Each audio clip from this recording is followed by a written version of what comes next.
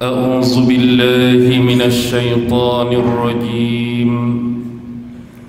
بسم الله الرحمن الرحيم. السلام عليكم ورحمة الله وبركاته. الحمد لله الحمد لله الحمد لله الحمد لله رب العالمين، وبه نستعين على أمور الدنيا والدين، والصلاة والسلام على أشرف الأنبياء والمرسلين وعلى آله وصحبه أجمعين. سبحانك لا علم لنا إلا ما علمتنا إنك أنت العليم الحكيم. قال رب اشرح لي صدري ويسر لي أمري واحلل عقدة من لساني يفقه قولي. اللهم يسر ولا تعسر. اللهم صل على سيدنا محمد وعلى آله وصحبه وسلم، ولا حول ولا قوة إلا بالله العلي العظيم. أما بعد.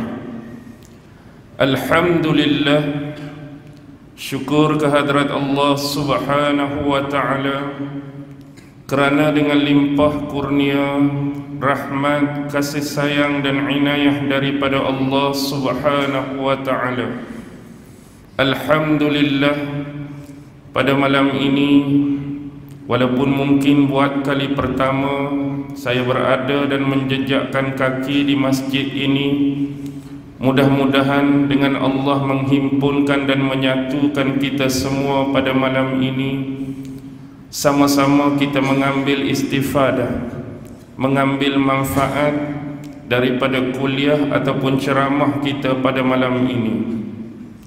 Terlebih dahulu, terima kasih kepada pengerusi majlis, kata-kata awal dan muqaddimah daripada Tuan Nazir, dan seterusnya saya memohon laluan sekiranya malam ini berada di hadapan saya ulama-ulama besar, tuan-tuan guru, ahli-ahli akademik, ustaz-ustaz dan seterusnya, tuan-tuan dan puan-puan yang dikasihi sekalian.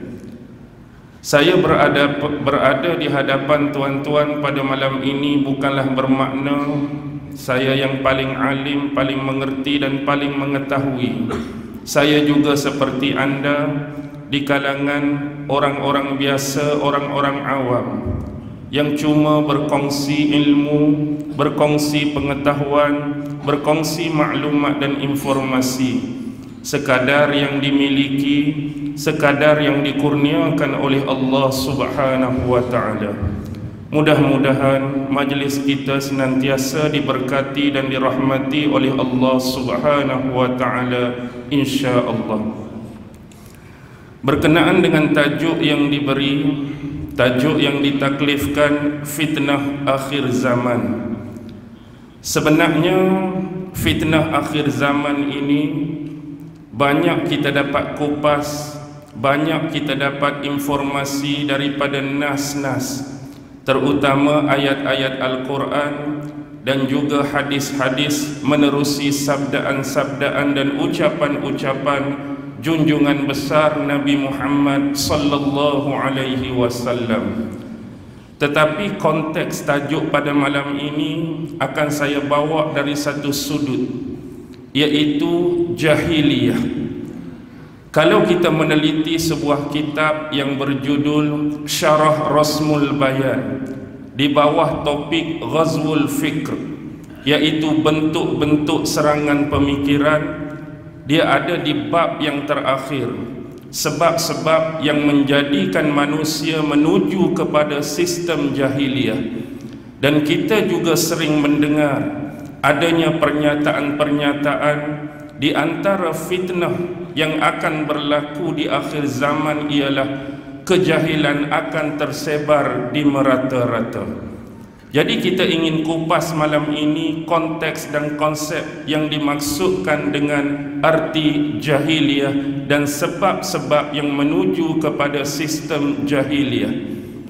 Bila kita bercakap tentang jahiliyah, saya nak memanggil dan menggamit kembali memori kita tentang sejarah ataupun sirah Nabi Muhammad sallallahu alaihi wasallam yang sebelum yang dikatakan sebagai zaman al-bi'sah, sebelum diangkat Nabi Muhammad itu menjadi seorang rasul dan mendakwahkan Islam kepada penduduk-penduduk di Mekah.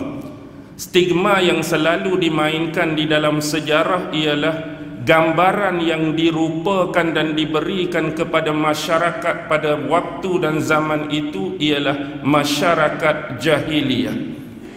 Bila gambaran dan rupa jahiliyah ini digambarkan di dalam kitab-kitab sirah, kita meneliti informasi-informasi ini yang sebenarnya yang dimaksudkan jahiliyah yang selalu skeptik, jahil tidak tahu, jahil bodoh, jahil tidak mengerti.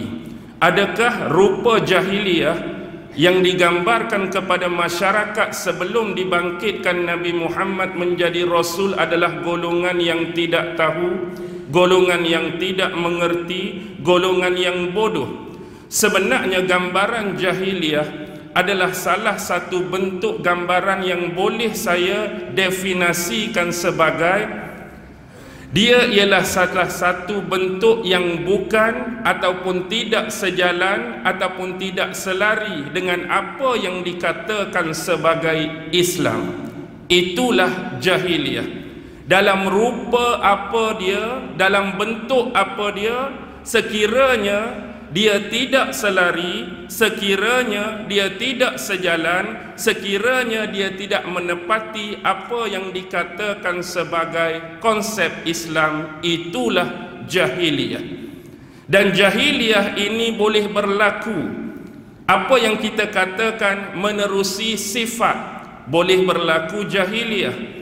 Menerusi sikap, boleh berlaku jahiliyah. Menerusi keadaan, situasi, condition, boleh berlaku jahiliyah. Menerusi kepribadian, perilaku, boleh berlaku jahiliyah. Juga menerusi satu sistem juga boleh berlaku jahiliyah. Apapun kalau kita tengok gambaran jahiliyah yang diberikan kepada masyarakat pada masa dan waktu itu, mereka sering digambarkan bentuk jahiliyah seperti suka berfoya-foya. Ya, sememangnya itu salah satu bentuk jahiliyah. Suka minum arak ataupun minum minuman yang memabukkan, ya, itu salah satu bentuk jahiliyah. Suka berzina, jahiliyah. Suka mengadu nasib, jahiliyah. Suka menenun, bukan menenun kain ni tak, bertenung nasib, juga adalah jahiliyah. Suka berjudi, jahiliyah. Suka berperang atas perkara-perkara yang kecil dan remeh-temeh, jahiliyah. Ada sebahagian mereka menguburkan anak perempuan hidup-hidup, jahiliyah. Ada yang menganggap anak perempuan ini sebagai sial dan malang, jahiliyah. Jahiliyah inilah yang merupa bentukan konsep jahiliyah yang diberikan kepada mereka. Tetapi kalau kita nak nisbah dan padukan jahiliyah dalam erti kata tak tahu, dalam erti kata tak cerdik, dalam erti kata tak jahil, kenapa tidak? Kerana mereka adalah golongan-golongan yang mempunyai kepakaran, kemahiran dan pengalaman dalam perdagangan dan perniagaan. Jahilkah mereka? Kerana mereka cekak berniaga, pergi ke sana sini, utara selatan, rihlatus syita'i was-saif, perjalanan musim panas, perjalanan musim sejuk yang telah dilalui berkurun-kurun oleh nenek moyang mereka sebelum ini. Adakah mereka jahil dari sudut itu? Tidak. Tetapi kerana sikap, kerana sifat, kerana kondisi, kerana perilaku dan sistem yang dilalui oleh mereka, itulah yang membentuk sistem jahiliyah. Kalaulah sekiranya rupa-rupa yang kita sebutkan tadi masih lagi berlaku, walaupun kita hari ini sendiri mendakwa kita sudah zaman maju, kita sudah zaman cemerlang dan gemilang, kita sudah zaman teknologi maklumat, kita sudah zaman yang melampaui batas, tetapi kalau condition tadi masih wujud, bermakna jahiliyah masih belum tanggal dan hilang daripada sistem kita. Mungkin ada yang bersetuju, mungkin ada yang tidak bersetuju. Baik, kalau kita perhatikan antara bentuk-bentuk jahiliyah di dalam sirah, sebagai contoh, pernah digambarkan menerusi sirah dan kehidupan Rasulullah sallallahu alaihi wasallam, bila mana Rasulullah menegur salah seorang sahabat besar, iaitu Abu Dzar Al-Ghifari, yang mana suatu ketika Abu Dzar Al-Ghifari ini telah menuturkan sesuatu perkataan yang kurang menyenangkan terhadap salah seorang sahabat lain, iaitu Muazzin Ar-Rasul, tukan azan Rasul, Bilal Rasul, iaitu Bilal bin Rabah, dengan perkataan-perkataan yang mengandungi unsur dan sifat jahiliyah. Apa perkataan yang pernah dituturkan oleh Abu Dzar kepada Bilal bin Rabah? Hai anak perempuan hitam, hai anak perempuan berkulit gelap. Ini adalah kenyataan yang dikeluarkan oleh Abu Dzar kepada Bilal, kerana Bilal adalah seorang yang berkulit gelap. Bilal adalah seorang lelaki yang berkeadaan kulit dia demikian. Dan bila Bilal menerima kenyataan ini yang keluar daripada mulut Abu Dzar, maka Bilal terus membuat pengaduan kepada Rasulullah tentang hal keadaan demikian. Kerana kenyataan tadi menyakitkan hati Bilal, kurang senang di hati Bilal, walaupun mengingatkan dia adalah sahabat besar Rasulullah, Abu Dzar. Dan bila Rasulullah membuat clarify pengaduan ini, benar tak apa yang diadukan oleh Bilal, dan benarkah sahabat Abu Dzar mengatakan demikian kepada Bilal? Setelah dipastikan kebenaran dan kesahihannya, Rasulullah menegur secara keras tindakan Abu Dzar. Wahai Abu Dzar, sesungguhnya dalam diri kamu masih ada lagi sifat-sifat jahiliyah. Walaupun Abu Dzar kita kenali sebagai salah seorang sahabat besar Nabi, dan ini tidak menafikan untuk ada sebahagian sahabat yang mempunyai mungkin sifat, sikap dan condition ke arah jahiliyah. Dan ini memaknakan kepada kita hal ini berlaku adalah dalam salah satu bentuk tarbiyah yang akan diajar dan ditunjukkan oleh Rasulullah, mungkin kepada sahabat tertentu sebagai panduan di kemudian hari kepada sahabat-sahabat yang lain agar jangan melakukan demikian. Walaupun cuma berkata dalam bentuk ejekan dan sindiran, itu pun dah termasuk dalam sifat jahiliyah yang diertikan oleh Rasulullah. Baik, kalau kita mengembalikan apa yang ingin kita bicarakan pada malam ini, sebab masa kita terhad, jadi saya akan mengemukakan beberapa sebab yang terjadi kenapa sistem jahiliyah itu masih wujud. Sekurang-kurangnya dalam kitab yang saya sebutkan tadi, Syarah Rasmul Bayan, mengemukakan 6 sebab. Antara sebab yang pertama ialah kerana berprangsaka buruk terhadap Allah Subhanahu wa taala. Di atas kosakata prasangka buruk terhadap Allah, di bawah itu disyarahkan antaranya 2 benda yang penting. Termasuk di dalam prasangka buruk terhadap Allah ialah dia menyebutkan kekafiran. Kekufuran akan membawa kepada menafikan kewujudan Allah. Pertama, kekufuran dan kekafiran itu salah satu akan membawa kepada menafikan kewujudan Allah, dan yang kedua akan membawa kepada prasangka buruk yang direka-reka atas nama Allah.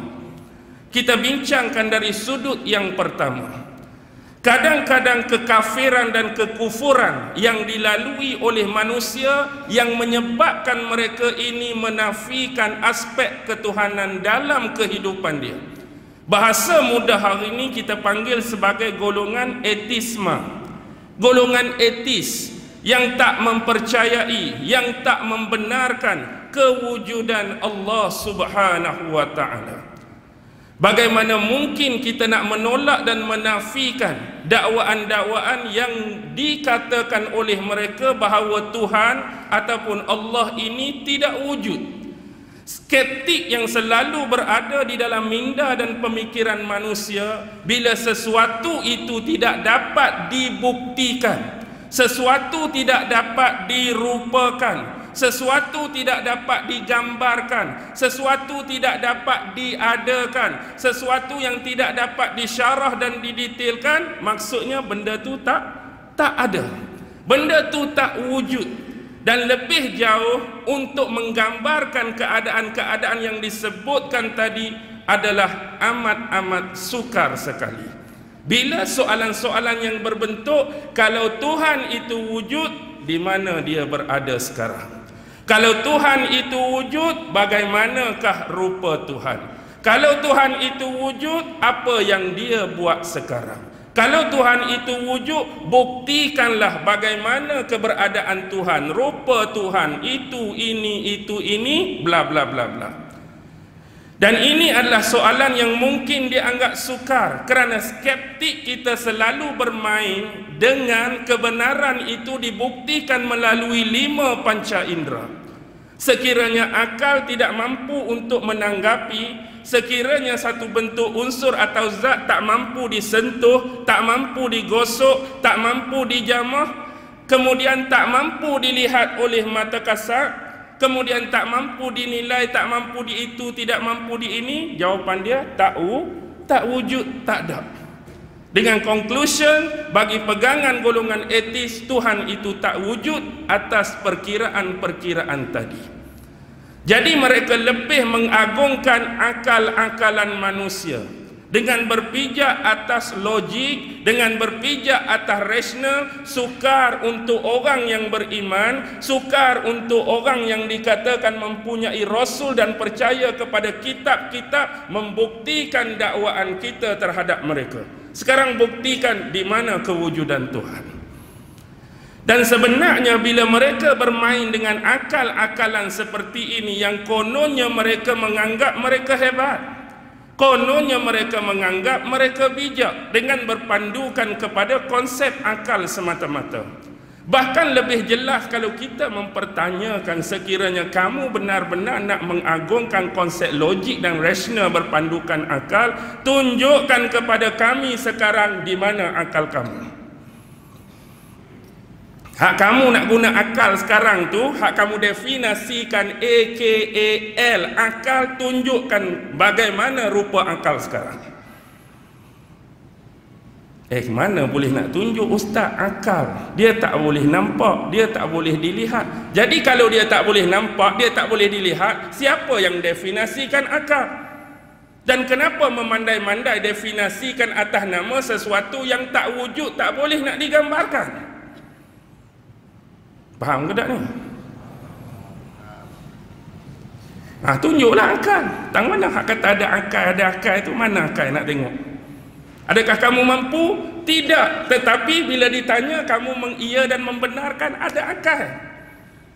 Hak otak tu lain. Belah kepala semua ada otak. Akal yang kamu boleh sebut, guna akal. Tak boleh nak tunjuk pun. Dengan akal kamu berlagak bijak. Kami seorang yang bijak. Baik, kalau ada definisi bijak, B-I-J-A-K, tunjuk sekarang bijak tu macam mana? Tunjuk bijak tu lagu mana? Saya pun teringin nak tengok rupa bijak. Bagaimana rupa bijak? Ada rambut ke? Ada 2 telinga ke? Ada gigi ke? Tak mampu. Kalau tak mampu, kalau tak boleh diwujudkan, siapa yang definisikan bijak tadi? Siapa yang nak memandai-mandai definisikan benda yang tak ada? Hakikatnya berlagak bijak semata-mata. Tak, kita guna akal, kita guna kebijaksanaan berlandaskan terhasil daripada sikap-sikap. Jadi orang macam ni menunjukkan orang tu bijak, sifat macam ni orang tu bijak.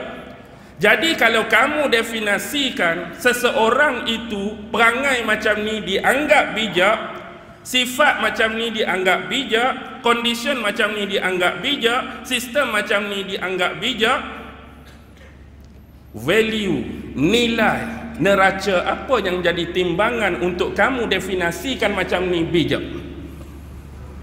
Apa value, apa dasar, apa pertimbangan hak jadi neraca dan kayu ukur hak kamu kata macam ni bijak?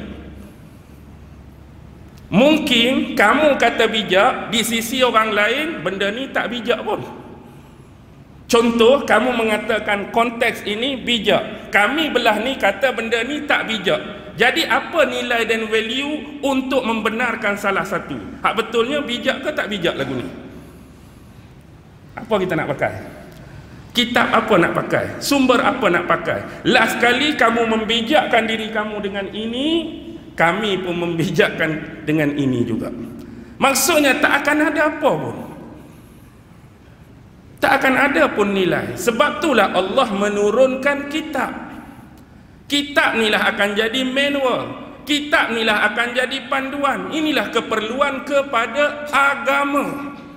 Jadi untuk menilai apa dia hak ada di sini, apa dia batil ada di sini, apa dia putih dan hitam di sini, baik dan betul di sini, salah dan benar di sini, syariat di sini, akidah di sini, segala-galanya di sini sebagai neraca, sebagai nilai untuk membezakan hal tersebut. Tetapi selagi mana tidak ada acuan dan panduan agama, apa yang dinilaikan hak dan batil, baik dan jahat, hitam dan putih di sisi kamu jelas berasaskan akal semata-mata yang boleh dikontrakan oleh sesiapa pun. Di sisi kami ni bagus, tapi di sisi orang lain mungkin tak bagus. Tapi nak buat nilai bagus tak bagus tak ada. Nak buat nilai bagus tak bagus tu tak ada. Jadi mana panduan untuk menetapkan? Kami ada kitab, kami ada sumber, ini yang kami jadikan panduan. Macam mana mereka nak boleh ada sumber sedangkan mereka menolak kewujudan Allah? Otomatik mereka akan menolak bentuk konteks Nabi-Nabi dan Rasul. Lagi jauh mereka akan menolak turun-turunnya wahyu atas nama kitab-kitab tertentu. Kalau kita bermain dengan konsep kehidupan sebagai contoh, hakikat penciptaan dan hakikat kehidupan. Jadi manusia hari ini kalau menolak keberadaan Allah sebagai pencipta, pengatur sekalian alam, kita didatang dari mana? Oh, saya dilahirkan oleh perut mak saya lah. Bermula daripada situ. Kemudian membesar sampailah mati. Itu adalah proses alami yang sentiasa diyakini dan dipercayai. Jadi sebelum kamu, sebelum mak kamu, bila punca dia di mana? Alam ini sejadi keadaan dia semula jadi ke ada pencipta? Tuan-tuan boleh tak nak meletakkan akal kita yang rasional dan logik bahawa semua ni jadi secara semula jadi dan kebetulan tak ada orang buat? Boleh tak nak letak logik dan rasional demikian? Matahari ada sejak dulu, kebetulan. Bumi ada sejak dulu, kebetulan. Planet ada sejak dulu, kebetulan. Hak tu ada sejak dulu, kebetulan. Ada benda yang kebetulan, ada benda yang bukan kebetulan. Ni meja ni, kebetulan ke? Masa mula-mula buat masjid dulu, bila kami buka cermin tu, ada dah meja, kebetulan Ustaz. Bolehkah ni nak dianggap kebetulan? Tak ada orang create meja. Kebetulan juga atas meja tu siap mikrofon, tak tahu datang dari mana, juga kebetulan. Adakah ni nak dianggap kebetulan? Ada orang yang cipta, ada orang yang buat. Bahkan masjid ini tak boleh kita katakan sebagai kebetulan, ada orang buat. Konsep kebetulan tidak boleh berlaku sama sekali kecuali kita kena meyakini adanya pencipta dan pengatur. Sebab itulah ini termasuk dalam konsep akidah keimanan. Untuk kita menyamaratakan definisi iman dan percaya masih belum rigid lagi untuk sampai antara percaya dengan beriman. Tetapi setakat itu bahasa mampu meletakkan nilainya. Kalau iman yang sebenar, kamu percaya yang kamu tak boleh tengok. Iman yang sebenar yang kamu tak boleh rasa, yang kamu tak boleh raba. Percaya kepada Allah, beriman kepada Allah. Pernah jumpa Allah? Tak pernah. Pernah nampak? Tak pernah. Pernah tengok? Tak pernah. Pernah lihat? Tak pernah. Kalau atas dasar semua tak pernah, bagaimana tuan-tuan boleh meyakini dia ada dan dia wujud? Itulah nama dia iman. Iman ni benda hak kita tak boleh tengok, tapi kita tetap yakin dan percaya dia ada. Orang yang tak percaya dengan benda-benda tadi, dia berpegang kepada kebendaan, materialistik. Orang-orang yang falsafah nilai benda dan materialistik tetap akan menolak dan menafikan sesuatu yang tak boleh dilihat, diraba, diapa. Dia akan tolak. Malaikat, tak pernah tengok malaikat. Maksudnya malaikat tak wujud. Malaikat tak ada. Kita termasuk rukun iman. Tak percaya, menafikan malaikat. Tuan-tuan tahu apa jawapan dia? Tak percaya Nabi dan Rasul, tuan-tuan tahu apa jawapan dia? Tak beriman dengan kitab, tuan-tuan tahu apa jawapan dia? Keseluruhan rukun iman yang 6 adalah ghaibiyah. Allah ghaib daripada kita, malaikat ghaib daripada kita, Rasul, Nabi ghaib daripada kita. Maksud ghaib daripada kita, kita tidak pernah ada, kita tidak pernah wujud semasa Rasul itu berada pada zaman mereka. Kita hanya mendengar kisah mereka dalam Quran, Nabi-Nabi dan Rasul. Kita mendengar kisah mereka dalam kitab-kitab hadis. Kita mendengar kisah mereka syarahan ulama-ulama dan tuan guru. Kita tak hidup pun zaman mereka, tapi percaya atau tidak, Rasul dan Nabi pernah wujud dalam sejarah. Kita percaya dia ghaib dari sudut zaman kita. Kitab sama, kita tak pernah wujud pada zaman Taurat turun. Kita tak ada pada zaman Zabur diturunkan. Kita tak ada zaman Injil. Bahkan Quran yang kita percaya, kita bukan berada pada zaman itu sewaktu Quran dan wahyu turun pada Nabi Muhammad. Tapi hari ini yang berada di hadapan kita, kita yakin dan percaya bahawa apa yang kita pegang ini pernah diturunkan oleh Allah melalui wasilah malaikat Jibril kepada junjungan besar Nabi Muhammad. Itulah keimanan. Hari kiamat, benda tak tahu ke mana lagi ni, mati pun tak lagi. Nak suruh percaya yang lepas mati ada alam dan kehidupan lain. Tapi tuan-tuan percaya atau tidak? Bagaimana tuan-tuan mempercayainya? Bagaimana nak meletakkan nilai rasional dan logik bahawa ada kehidupan kedua selepas ini? Inilah keimanan. Qada dan qadar lebih jauh. Itulah keimanan. Kita beriman apa yang telah ditentukan oleh Allah, diskripkan oleh Allah dan apa? Orang panggil ubat tu? Descriptionkan oleh Allah. Kita beriman Allah dah tentukan kita. Sejak sebelum kita ni dia jadikan, diadakan, sampailah penghujung yang ditentukan oleh Allah, syurga dan neraka. Kita melalui skrip-skrip yang telah ditentukan oleh Allah Subhanahu wa taala. Itulah keimanan. Jadi bagaimana dengan golongan-golongan yang tidak mempercayainya? Sebab masa yang singkat kita pergi kepada konteks yang kedua, iaitu golongan-golongan yang berprasangka buruk terhadap Allah. Bagaimanakah konteks huraian dan syarahan manusia yang berprasangka buruk terhadap Allah? Maksudnya mereka yakin Allah ada, mereka percaya Allah ada, cuma prasangka mereka tak benar dan tak tepat tentang Allah. Dah digambarkan di dalam Al-Quran bagaimana gambaran umat-umat sebelum datangnya zaman Nabi Muhammad sallallahu alaihi wasallam. Baik, kalau kita ambil gambaran zaman Nabi Allah Nuh alaihi salam. Zaman Nabi Allah Nuh adalah salah satu bentuk prasangka buruk manusia terhadap Allah dengan mengadakan patung-patung berhala. Adakah sebelum ini Allah menuntut Adakah sebelum ini Allah membenarkan untuk hal demikian berlaku di atas muka bumi? Sedangkan ajaran awal yang bermula daripada Nabi Adam, lanjutan kepada Nabi Idris, lanjutan kepada Nabi Nuh tetap membawa risalah dan jalan yang sama, memurnikan tauhid, mengesakan Allah Subhanahu wa taala.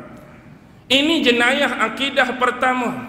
Ini jenayah terhadap keimanan yang pertama berlaku pada zaman Nabi Nuh bila munculnya prasangka yang tidak tepat dan benar terhadap Allah dengan mengadakan sembahan-sembahan dalam bentuk idol-idol, patung-patung yang dirasakan menyamai Allah Subhanahu wa taala. Prasangka mereka ini silap, prasangka mereka ini tidak benar. Yang benar yang dibawa oleh Nuh untuk mengembalikan mereka ke jalan yang benar, khalis tauhid ilallah. Tetapi mereka membelakangkan dakwah Nabi Nuh. Mereka mengejek Nabi Nuh. Mereka memperleceh dan mempermain-mainkan dakwah Nabi Nuh. Sehingga berlakulah prasangka buruk terhadap Allah dengan mengadakan patung-patung sembahan dan berhala-berhala tadi. Bagaimana zaman seterusnya? Zaman Nabi Hud yang terkenal dengan kaumnya Ad, yang mengagungkan materialistik, konsep pembangunan, ekonomi yang mantap, ekonomi yang mampan, sehingga mereka mengabaikan syariat Allah pada masa itu. Jadi turunnya Nabi Allah Hud alaihi salam mengingat dan cuba mengembalikan mereka ke jalan benar sebagaimana saudaranya Nuh sebelum ini. Tetapi peringatan kekal sebagai peringatan, dakwah kekal sebagai dakwah. Nabi Hud ditolak oleh kaumnya dengan persepsi yang sama. Diejek, diperleceh, itulah yang dilalui setiap Nabi dan Rasul pada zamannya. Confirm dan pasti Allah gambarkan adanya penentang. Tapi mereka berprasangka apa terhadap Allah yang silap bila mereka menolak kepentingan syariat Allah. Ketentuan bagaimana mereka nak hidup beragama dan hidup sebagai manusia dengan jalan yang benar, ini mereka tolak. Mereka nak hidup dengan cara mereka sendiri, tak perlu manual dan panduan dari Tuhan. Biar kami hidup dengan cara kami, dengan sistem kami. Dia rasa cara dan sistem itu lebih baik sehingga menafikan syariat Tuhan. Itulah materialistik.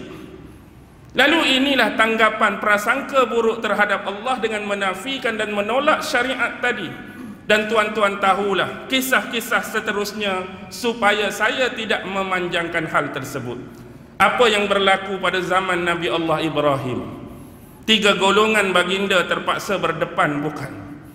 Golongan-golongan yang menyembah bintang, menyembah bulan, menyembah matahari. Namrud sendiri yang mendakwa dan mengaku sebagai Tuhan. Golongan yang diwakili oleh ayahandanya sendiri, penyembah-penyembah berhala. 3 golongan besar juga menerima nasib yang sama, ditolak dakwahnya. Bagaimana anak saudara Nabi Allah Ibrahim, Nabi Lut bin Haran, yang manusia pada umatnya bergelimpangan dengan isu sosial, isu seksual, yang kita panggil sebagai hari ini homo lah kan. Lelaki dengan lelaki, homoseksual. Ini isu sosial, isu yang besar dalam masyarakat. Tetapi pada masa itu dianggap biasa, tak ada masalah. Sebenarnya mereka dah langgar fitrah. Kambing jantan kenal kambing betina, beruk jantan kenal beruk betina, binatang lain semua kenal pasangan. Kenapa manusia yang dikatakan mengagung-agungkan rasional dan logik tadi sampai tak kenal pasangan dia? Adakah tak cukup pedang untuk bertarung sehingga menggunakan pedang yang lebih pendek? Ini yang berlaku. Tapi itulah hakikatnya. Prasangka mereka bahawa Allah tidak akan menurunkan bala dan azab. Tetapi lihat apa yang berlaku. Begitulah seterusnya nabi-nabi sebelum ini. Sampailah kepada pengakhiran Nabi Bani Israel. Apa yang berlaku kepada Nabi Isa akibat prasangka yang buruk terhadap Allah. Isa dianak Tuhankan. Dan ada sebahagiannya Isa dituhankan. Dengan kata lain, ditrinitikan konsep ketuhanan. Berlaku sekali lagi konteks yang lain dari sudut prasangka buruk terhadap Allah, di mana nilai-nilai al-khalis, murni, mengesakan Allah sudah dihancurkan di tengah-tengah oleh musuh yang nyata. Siapa musuh yang nyata? Iblis, yang telah dilaknat oleh Allah, yang meminta usianya ini ditangguhkan sampai hari kiamat dengan janjinya akan menyesatkan anak-anak Adam sampai ke penghujung, ke pengakhiran hayat dia. Dan hari ini adakah masih lagi berlaku prasangka buruk terhadap Allah? Dari sudut-sudut yang saya sebutkan tadi, mungkin kita akan menganggap kita tak mempunyai prasangka buruk terhadap Allah. Saya tak pernah berasa nak merupakan Allah, tak ada. Saya tak pernah berasa nak menggambarkan Allah, tak ada pada saya. Saya tak pernah berasa nak mengkhayalkan Allah, tak ada. Jangan setakat rasa dari sudut itu kita merasakan jahiliah itu dah tak ada. Tapi bagaimana dengan bentuk-bentuk yang tadi? Sehingga kadang-kadang kehidupan kita memilih sistem yang lain untuk kita terapkan dalam masyarakat dengan menolak sistem Allah. Bagaimana kita menolak kehidupan yang dimanualkan oleh Allah menerusi kitab kepada para nabi-nabi digantikan dengan manual-manual yang lain dalam bentuk ism-ism yang kita pakai hari ini. Adanya pluralism, adanya secularism, adanya liberalism, adanya pragmatism, adanya nazis, adanya fasis, adanya ism to ism ni. Di mana nilai-nilai ini datang? Kalau bukan sebenarnya untuk menyaingi agama Allah Subhanahu wa taala. Baik, kita kembali kepada yang kedua. Yang kedua yang menjadi asas kepada jahiliah ialah merasakan cukup dan tidak perlu lagi untuk menerima petunjuk daripada Allah Subhanahu wa taala. Antara yang kedua benar pada kenyataan ni, kebiasaannya jahiliah akan terjadi kerana seorang tu berasa dah cukup. Seorang tu berasa dah sempurna sehingga dia tidak memerlukan panduan lain lagi. Baik, kalau kita berasa kita dah cukup, kita berasa kita dah sempurna, siapa yang akan merasakan demikian? Yang selalunya akan merasakan demikian oleh orang-orang yang kufur dan menentang agama Allah Subhanahu wa taala. Kalau benar-benar sesuatu agama yang dianuti atas dasar dia sedar dia ini sebagai hamba, dia ini sebagai kuli yang dijadikan, diciptakan oleh Allah, yang diaturkan oleh Allah, dia tidak akan pernah merasa cukup dan sempurna. Kalau kita sedar kita ni hamba Allah, kita tak perlu pun ada rasa cukup dan sempurna, tapi kita kena rasa memerlukan Allah. Salah satu sifat Allah ialah Al-Ghani. Nama Allah Al-Ghani, yang maha kaya. Bila kaya dia tidak memerlukan yang lain, tetapi kita kaya saja, bukan maha kaya. Kaya kita pun masih lagi boleh diambil oleh Allah. Kita tak ada jaminan pun kekayaan itu akan kekal kepada kita sampai bila-bila. Mungkin hari ini kita kaya, kita tak ada jaminan aku akan kaya sampai aku mati. Berkemungkinan esok bankrupt, berkemungkinan esok muflis, berkemungkinan esok miskin, berkemungkinan esok fakir. Kekayaan itu tidak kekal. Kekayaan itu boleh diambil, boleh diuji oleh Allah bila-bila masa. Tetapi Allah Ghani, kaya.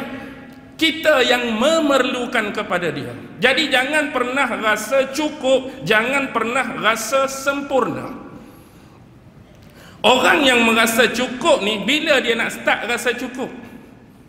Bila dia nak start rasa cukup? Sempurna sangatkah kita hari ini sehingga tidak perlu nasihat daripada orang lain?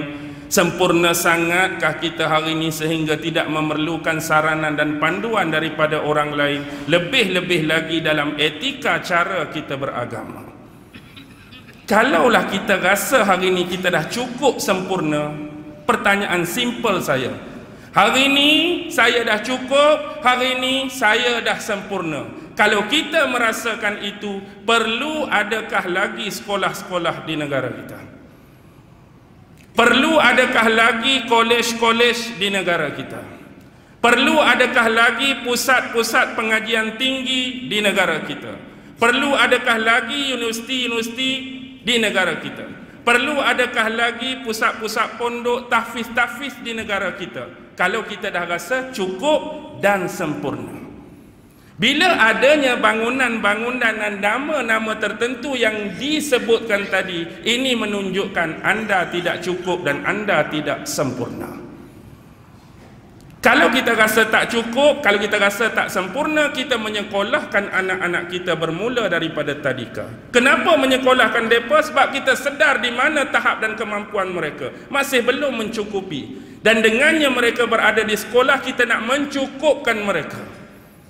Kita nak menyempurnakan ilmu dan pengalaman mereka, nak menyempurnakan maklumat dan informasi mereka sampai di tahap mana pun jangan pernah mendabik dada kita dah cukup dan sempurna.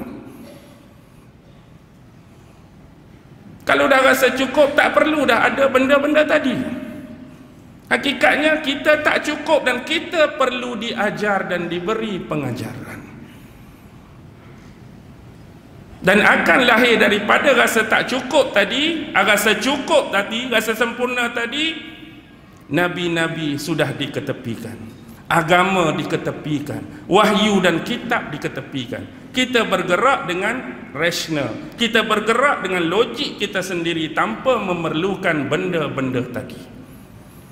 Adakah anda rasa cukup sempurna untuk mensistemkan kehidupan ini tanpa panduan agama? Sedangkan yang menjadikan kita Allah, yang menyediakan sistem yang kita tolak itu Allah. Boleh tak kita hanya percaya pada Allah, tetapi sistem yang dia buat untuk kita itu yang terbaik, kita tolak dan kita nafi? Patut atau tidak? Aku percaya pada Tuhan, aku percaya pada Allah yang menjadikan dan menciptakan aku, tapi aku sangsi, aku rasa tak best kalau kita menerapkan sistem yang Allah nak kita laksanakan. Adakah kita nak beranggap demikian? Maka atas dasar kecukupan-kecukupan tadi, sampai di tahap sekarang ini timbulnya apa yang dinamakan pluralism. Tuan-tuan tahu apa itu pluralism? Menyamahakkan, menyamaratakan semua agama dengan nak menganggap supaya kita ni didoktrinasikan semua agama sama. Semua agama tidak ada bezanya. Semua agama itu baik, semua agama itu benar. Ini bukan mengapi-apikan, kita menceritakan, kita berbincang tentang suasana yang terjadi. Kenapa benda ini perlu ada dan perlu diwujudkan? Kalaulah sesiapa pun sebagai skeptik, pengamal dan penganut agama, pasti dia akan meletakkan level, nilai, value, taraf agama yang dia pegang itu pastinya lebih daripada orang lain. Dia tak akan pernah mengatakan sama. Sebagai contoh, skeptik kita sebagai Muslim, orang yang memeluk, menganut, mengamal, mempraktikalkan Islam, kita tak pernah akan rasa agama kita nilai dia sama level dengan mana-mana agama. Ke ada tuan-tuan rasakan demikian? Oh, aku Islam tapi agama aku sama aja dengan agama ni. Saya Muslim tapi agama saya sama aja dengan agama ni. Adakah sekarang itu yang dirasai oleh tuan-tuan? Kalau skeptikal ini kita bawa kepada pemeluk agama mana sekalipun, mereka juga confirm akan rasa benda yang sama. Kalau mereka pemeluk agama A, kami rasa level agama kami lebih tinggi dari agama B. Tanya agama B pun, oh kami lebih baik daripada A dan C. Tanya C, kami lebih baik daripada A dan B. Itu skeptik. Tetapi bila kita cuba terapkan aliran pluralism dengan cuba nak suruh doktrinisasi menganggap Islam sama dengan agama A, Islam sama level dengan B, Islam sama level dengan C, menjadi kesalahan sekiranya kita mengatakan kita lebih baik daripada agama B. Agama B pun salah kalau dia mengatakan agama dia lebih hebat daripada agama C. Agama C pun akan jadi salah kalau mengatakan agama ni tak kurang daripada agama ni. Jadi nak suruh kata benda ni sama, betul, benda ni sama, benar. Semua betul, semua benar. Tak boleh masing-masing cuba jatuh-menjatuh, memperlekehkan komen-mengomen tentang agama lain. Bab komen-mengomem kita letak tepi, tetapi meletakkan nilai dan value yang sama yang kita bincang. Tetapi kenapa nilai dan value ini diletakkan pada base yang paling besar? Tuan-tuan cuba nilai sendiri. Kenapa pada base yang paling besar agama nak disuruh kita fikir demikian? Ni nak suruh fikir, oh jangan kata Islam lebih, sama je Islam dengan ni. Jangan kata hak ni lebih, sama je. Ni agama tuan-tuan. Kalau betul-betul kamu nak pluralism, nak suruh dalam keamanan, kedamaian, kenapa tidak keluarkan konteks ini dalam sistem kehidupan? Faham maksud saya? Saya tak akan pernah bercakap isu politik. Tetapi ini bukan politik, ini cuma gambaran atas dasar tadi. Kenapa kamu tidak pernah konteks yang sama, suruh sama tadi, ini berlaku dalam parti-parti politik. Bila berceramah, bila berkempen, apa yang berlaku tuan-tuan? Pernah tak kita kata, tak boleh nak kata kumpulan tu salah. Kami pun betul, hak tu pun betul. Kami pun benar, hak tu pun benar. Jangan kata salah, depa pun betul, kita betul. Siapa pernah buat macam ni? Dah kata nak semua, ni agama tu suruh buat macam tu, tapi hak lain tak boleh. Bila tuan-tuan berdebat, kita tengok ni acara debat antara kumpulan A dan kumpulan B. Pernah dah tengok, pendapat kami pun betul. Jangan salahkan dia, pendapat dia pun betul. Tak boleh sama sekali kita menyalahkan dia. Dia pun betul, kita pun betul. Pernah tengok debat lagu tu? Dan apa kalau kita bergaduh isu sekalipun di luar? PAM kemalangan. Apa yang berlaku? Kereta A, kereta B. Oh, polis datang, dia salah. Tak, dia salah. Tak, cik, sebenarnya saya pun betul, dia pun betul.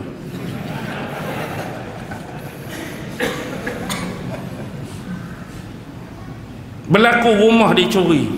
Ni siapa curi rumah siapa? Tak, saya tuan rumah pun betul, pencuri masuk rumah saya pun betul juga, cik.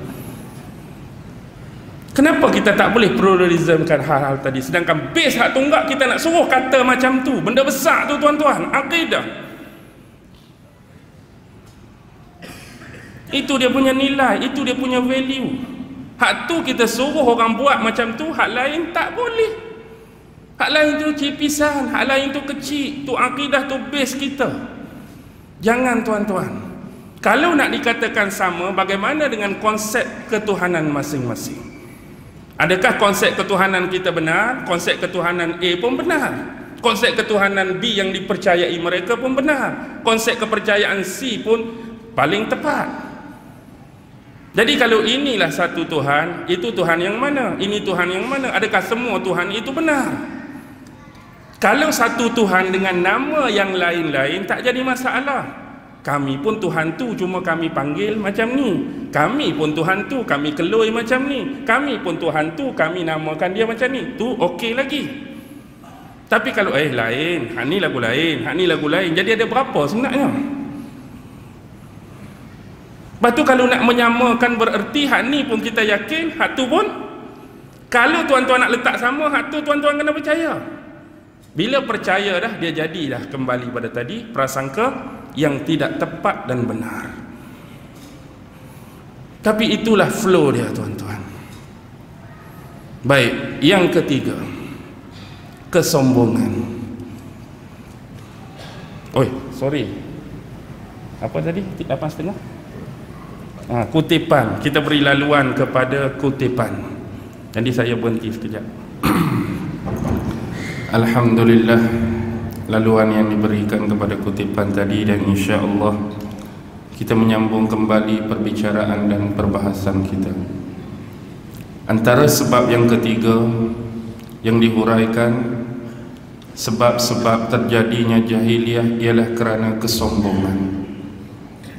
Sombong ini didefinisikan menerusi sabdaan Rasulullah sallallahu alaihi wasallam, al-kibru batarul haq wa ghamtun nas. Yang dimaksudkan dengan kibr, kesombongan, ialah ghamtun apa tadi? Saya sebut apa tadi? Batarul haq, ya. Terima kasih Nazir. Batarul haq bermaksud melawan, menentang kebenaran. wa ghamtun nas, meremeh-remeh dan memperlecehkan orang lain. Sekiranya kita nak definasikan kesombongan ini, perlu ada kedua-dua rangkuman sifat tadi, barulah benar-benar boleh dikatakan sebagai sombong. Yang pertama, batarul haq, ialah menentang kebenaran, lawan kebenaran. Apa yang berlaku kepada umat-umat sebelum ini adalah menentang kebenaran yang dibawa oleh para nabi dan para rasul. Seterusnya mereka didefinisikan sebagai sombong. Mereka buat satu benda lagi.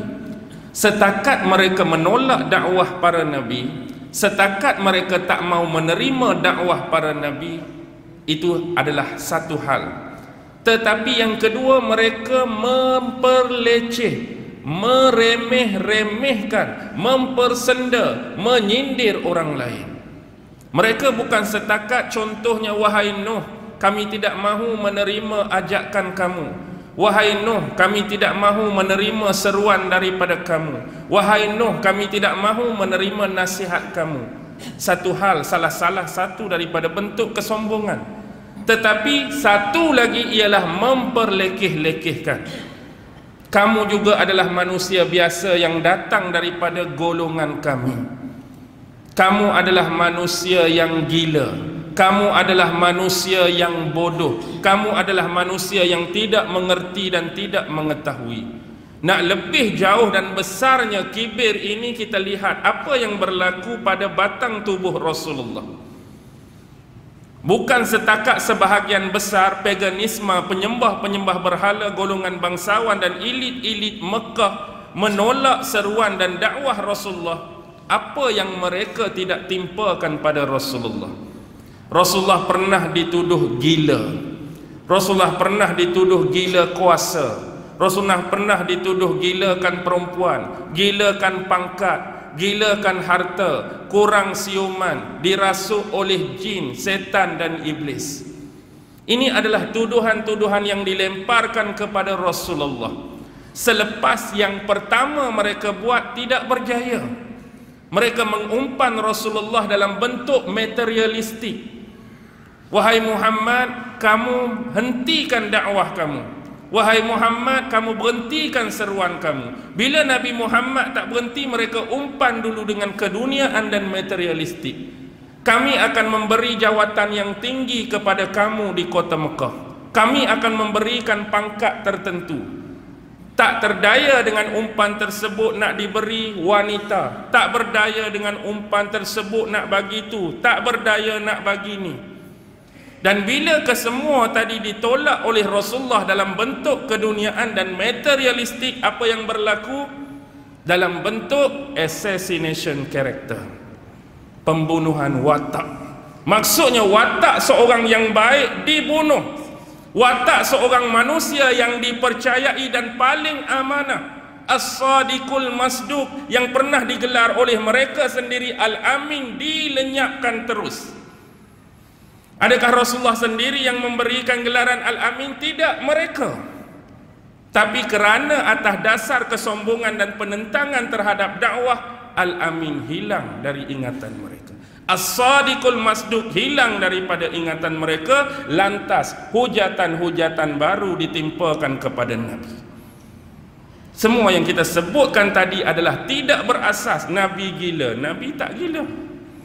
Nabi gila pangkat, Nabi tak gila pangkat. Kalau Nabi gilakan semua itu, kenapa harus yang pertama ada penolakan daripada Nabi? Kalau Nabi nak kuasa, kenapa Nabi tak terima sewaktu yang pertama? Kalau Nabi nak wanita, kenapa Nabi tak terima sewaktu yang pertama? Kalau Nabi nak pangkat dan harta, kenapa Nabi menolak yang pertama? Maka inilah yang berlaku dalam masyarakat, assassination character, membunuh watak seseorang yang berpengaruh seperti Nabi Muhammad untuk disangkakan buruk oleh masyarakat. Bila orang menyangka buruk, maka dakwah dia akan ditolak. Bila orang menyangka buruk, dakwah dia tidak akan diterima. Adakah assassination character sudah berakhir pada zaman Rasulullah atau masih lagi wujud sampai hari ini? Kita adalah insan-insan biasa. Siapa yang nak buat begitu pada kita? Tetapi bagaimana dengan individu-individu, person-person dan figure yang berpengaruh? Mungkin hal-hal sedemikian boleh berlaku kepada mereka dengan fitnah-fitnah berbentuk pembunuhan watak tadi. Ekoran daripada kesombongan, keengganan mereka menerima kebenaran. Mereka sebenarnya mengerti dan mengetahui Nabi Muhammad itu Nabi dan Rasul. Mereka mencuba-cuba. Bagaimana sikap Abu Lahab yang diceritakan dalam sirah malam-malam pi mengintai-ngintai, cuba-cuba curi dengar bacaan Al-Quran. Maksudnya dia nak ambil tahu apa yang diturunkan pada Muhammad, apa yang didakwahkan pada Muhammad. Bahkan kalau kita membaca sirah Abu Lahab ni, sampai ada satu tahap Abu Lahab ni bertubuh gempal gemuk. Bila dia tengok sahabat-sahabat duk semayang tu, waktu rukuk tu, dia cuba nak menyindir mereka, dia nak buat juga. Al-maklumlah orang gemuk ni duk atas padang pasir, dia nak rukuk tergolek rebah, dia sendiri yang malu. Dia cuba-cuba untuk mengikuti, tetapi kerana al-kibir, sombong tadi, sukar untuk masuk hidayah, sukar untuk masuk kebenaran, walaupun dia tahu hakikat kebenaran. Lebih jauh selepas hijrah, apa yang berlaku antara Rasulullah dengan orang-orang Yahudi akibat menolak kebenaran. Kalau kita tengok sejarah kemasukan Yahudi ke tanah Arab semenjak daripada 722 sebelum Masihi, kerajaan Samaria, kerajaan Assyrian Empire, Raja Salmaneza serang kerajaan Israel Utara. 10 suku Bani Israel direntap habis-habisan sehingga berlaku diaspora, pemecahan golongan Yahudi. Mereka bertebaran. 513 Raja Nebukadnezar serang kerajaan Judah Selatan yang dinominasi oleh Yahuza dan Bunyamin, hancur Ghanam. Inilah proses permulaan diaspora, penyebaran secara besar-besaran akibat serangan terhadap kerajaan mereka. Berhijrah sana sini, dan ada sebahagian mereka yang merujuk kepada istilah Bani Harun, kerana banyak daripada keturunan mereka ini yang datang ke tanah Arab adalah daripada Bani tersebut. Antaranya ialah pemimpin Bani Nadir, iaitu Huyai bin Akhtab. Kita boleh mengetahui sejarah ini kerana salah seorang isteri Rasulullah ialah Safiyah, bukan? Safiyah binti Huyai itu anak kepada pemimpin Yahudi Bani Nadir. Siapa dia? Huyai bin Akhtab. Kalau kita tengok salah silah dia pun, Huyai bin Akhtab, Akhtab bin Sa'yah, Sa'yah bin Amir, Amir bin Ubaid, Ubaid bin Ka'ab, Ka'ab bin Khazraj, Khazraj bin Habib, Habib bin Nadir. Memang dia Bani Nadir. Nadir bin Kham, Kham bin Yakhum. Kalau kita naik lagi sampai kepada Nabi Harun. Ini adalah salah silah dia. Tetapi yang asalnya, awal-awal nenek moyang mereka berada di sini kerana apa yang mereka lihat dalam Taurat sebelum ini, bahawa Nabi dan Rasul akhir zaman akan berhijrah ke satu tempat yang mana bumi ini adalah bumi Arab yang dipenuhi dengan pohon-pohon kurma. Jadi bila diaspora, sebahagian mereka turun daripada bumi Syam, mereka rentas satu demi satu wilayah sampai ke penghujung Yaman, tuan-tuan. Dan mereka mengiktibarkan dalam perjalanan ini, yang dimaksudkan dalam itu ialah bumi Yathrib. Disitulah bumi yang dikenali sebagai Madinah selepas hijrah Rasul, yang dipenuhi dengan pohon-pohon kurma yang akan menjadi tempat migration dan hijrah Nabi dan Rasul terakhir. Sebab tu mereka datang di sini bukan mendiami Mekah, tuan-tuan. Mereka nak membuktikan benar atau tidak Rasul tersebut akan hijrah di sini.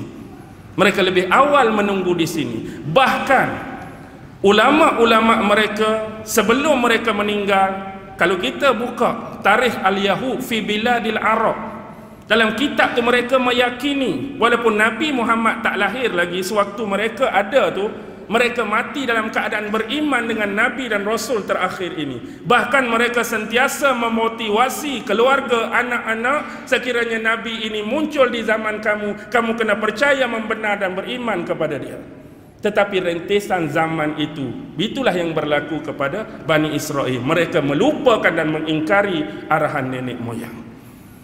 Sehingga sepatutnya Nabi hijrah, apa perlu mereka buat? Percaya dan beriman. Tetapi kerana kibir, sombongnya dengan identiti Yahudi ni mereka tadi, Muhammad bukan, Muhammad bukan, Muhammad bukan. Tapi dalam hati mereka membenarkan. Baqarah 146 kan, allazina atainahumul kitab ya'rifunahu kama ya'rifuna abna'ahum wa inna fariqan minhum la yaqtumunal haqq. Sebahagian daripada mereka menyembunyikan kebenaran. Mereka kenal Nabi Muhammad lebih daripada mereka kenal anak-anak mereka. Kalau mereka tak percaya, kenapa mereka mensasarkan Yasrib? Kenapa mereka mengikuti skrip di dalam Taurat mereka, ini adalah tempatnya? Tapi sebab apa? Sombong. Sombong, tuan-tuan. Percaya itu benar, tapi menyembunyikan kebenaran itu dengan kesombongan. Bukan, Muhammad bukan Nabi yang terakhir. Bagi kami, Muhammad bukan Nabi dan Rasul. Tak ada Nabi diturunkan kepada golongan Arab kecuali Muhammad adalah raja bagi manusia. Maka penentangan demi penentangan, bergabung pula dengan munafikin di Madinah.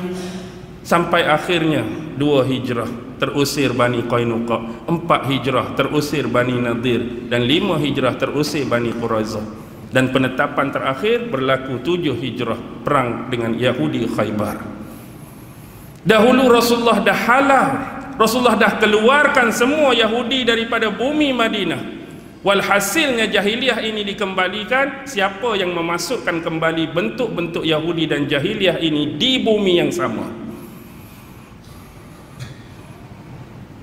Tuan-tuan tentu ada jawapannya. Siapa yang mengembalikan jahiliyah dan keyahudian ini di bumi yang sama yang pernah diusir, dihalau, dinyahkan oleh Rasulullah dulu? Hari ini apa benda yang tak masuk di bumi Mekah? Hari ini apa benda yang cuba tidak diserapkan di bumi Madinah? Adakah peristiwa lama akan berulang? Adakah peristiwa lama akan berlaku? Kalau kita dipanjangkan umur dan usia, sama-sama kita melihat apakah bentuk kejadian yang akan berlaku seterusnya. Ini adalah bentuk kesombongan-kesombongan. Dan ini bukan sahaja diperingatkan oleh Allah menerusi kisah Rasulullah dengan Yahudi, kisah Nabi-Nabi dan Rasul dengan umat sebelum ini. Confirm, tuan-tuan, dia akan berlangsung sampai hari ini. Ada di kalangan manusia-manusia yang tak boleh menerima kebenaran yang datang daripada orang lain dan menganggap kebenaran mutlak itu adalah milik dia. Semua orang lain salah, aku yang betul. Bila orang memperkenalkan kebenaran, dia tolak.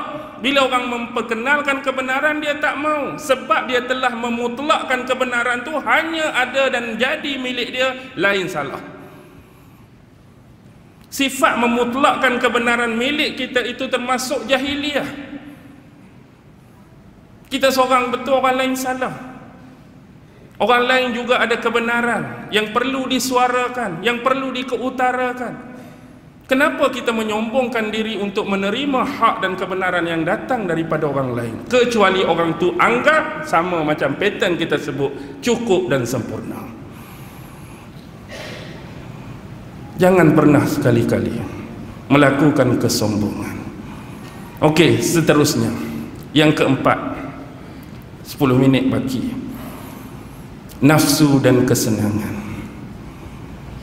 Atas dua ini, nafsu dan kesenangan, boleh juga membawa manusia pada condition dan sistem jahiliyah. Sebab nafsulah berlaku apa yang digambarkan pada zaman Rasul. Sebab nafsu manusialah mereka suka minum arak. Sebab nafsu manusialah mereka suka berzina. Sebab nafsu manusialah mereka suka saling bunuh-membunuh. Sebab nafsu manusialah mereka berbuat perkara-perkara yang di luar logika manusia dan nalar manusia pada ketika itu. Jadi nafsu yang sebenar bagi manusia yang hebat, manusia yang cerdik, manusia yang cerdas, ialah dia mengawal nafsu dia untuk digunakan pada jalan yang diperintahkan oleh Allah Subhanahu wa ta'ala, bukan pada jalan yang dilarang oleh Allah. Islam datang bukan untuk memusuhi nafsu. Islam datang bukan untuk mencantas nafsu. Islam datang bukan untuk mematikan nafsu, tetapi untuk dididik, untuk diperhalusi, untuk dipelihara mengikuti jalan yang sebenar. Macam mana pun Tuan buat, Tuan tak boleh bunuh nafsu. Tuan tak boleh bunuh nafsu. Yang Tuan boleh buat paling tinggi, nafsu ini dididik dengan ketentuan Allah. Contoh, ketentuan Allah, manusia ni ada gharizah, ada naluri untuk berpasangan, lelaki perempuan. Jadi nafsu ini dididik dengan jalan yang betul, berkahwin. Kalau hak tak betul, berzina. Hak tak betul lagi, berhomo. Hak tak betul lagi, berlesbo. Tu istilah singkat, nama apa benda lesbo, tak pernah dengar ustaz ni. Bunyi bobo macam Syarih Lobo dulu, cerita polis dulu kan. Orang lama-lama tahu lah Syarih Lobo kan, cerita polis dulu. Okey, dia akan jadi demikian. Maksudnya begitu juga dari sudut ibadah. Didik nafsu kita untuk mentaati perintah Allah. Bukan dah ada gambaran, jangan melebih-lebihkan. Jangan melebih-lebihkan. Dan ada gambaran dan sirah Rasulullah, ada 3 orang datang nak jumpa Nabi. Tapi waktu itu Nabi ketiadaan di rumah, jumpa dengan Aisyah isteri Rasulullah. Mereka bertanyakan tentang keadaan dan ibadah Rasul, seolah-olah apa yang mereka nak buat itu lebih daripada yang ditentukan dalam agama. Ada seorang tu dia nak puasa tak berhenti, puasa je. Ada seorang lagi dia nak solat malam tak berhenti, malam je nak solat sampai subuh. Ada seorang lagi dia nak buat apa tuan-tuan? Ada yang nak puasa, ada yang nak solat, ada seorang lagi tak mau kahwin, kerana berkemungkinan bagi dia kahwin itu akan mengganggu ibadah dia. Bila Rasulullah balik, Rasulullah menjelaskan tentang manusia ini ada hak-hak pada diri dan tubuh dia untuk dipenuhi. Maksudnya yang nak puasa straight tu tak bolehlah buat demikian. Maksudnya kita boleh kena puasa, kena berbuka. Kita kena berpuasa, kita kena makan. Kita kena berpuasa, kita kena minum. Lepas tu puasalah balik. Ada selang-seli. Tak mau kahwin, Rasulullah kata aku pun berkahwin, sebab manusia ni mempunyai nafsu. Jadi nafsu ini cara yang terbaik ialah melalui jalan perkahwinan. Patuh hak tu pula nak solat malam straight.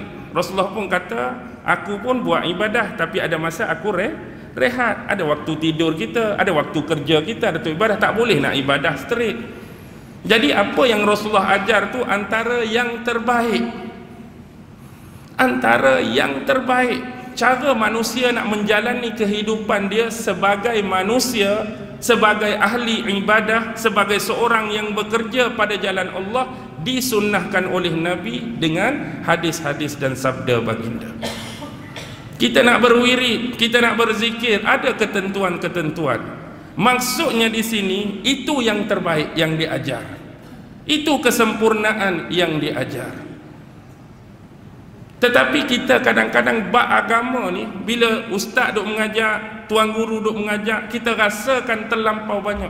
Ustaz suruh sebut macam ni, ustaz suruh zikir macam ni, ustaz suruh ni. Bila banyak kita jadi, oh banyak sangat ni aturan-aturan, jadi serabut kepala saya nak pakai hak mana.